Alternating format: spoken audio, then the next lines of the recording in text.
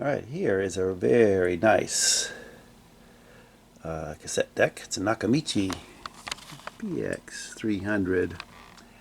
Now the complaint on this one is tape tangle and stop on play. Now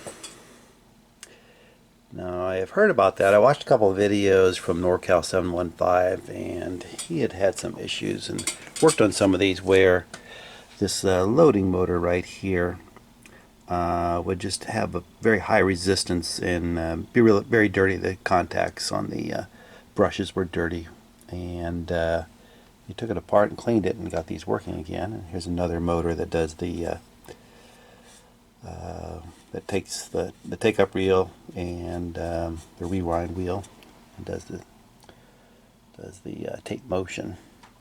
So he said that when these need to be cleaned, they have a very high resistance between the brushes. I've measured both of these and they're between 10 and 20 ohms, which is what he says is normally good. So I think those are okay. And then right down here is the direct drive motor for the capstan. Now when I took the front off of this and took loose the little cover for the mechanism, I found this remnant of a belt behind this thing here. Now I believe that goes right between that wheel right there and that little gear. I don't know if that just measures speed or tape motion or something, but this thing actually seems to work. It'll play, and I did have to clean this idler wheel. I used some rubber renew to put on that because it was not fast forwarding or rewinding, and after applying some rubber renew, that worked just fine. So it looks like I just need a belt for right here, which I could probably find, and the actual drive belt back here seems to be okay. So that's what I will try. I guess that's next up. Put a new belt on it and see how it plays. Alright, got a new belt installed right there. Did a good nice tape path cleanup. And this Nakamichi seems to be working just fine. Let's put tape in it and play. Fast forward. Rewind.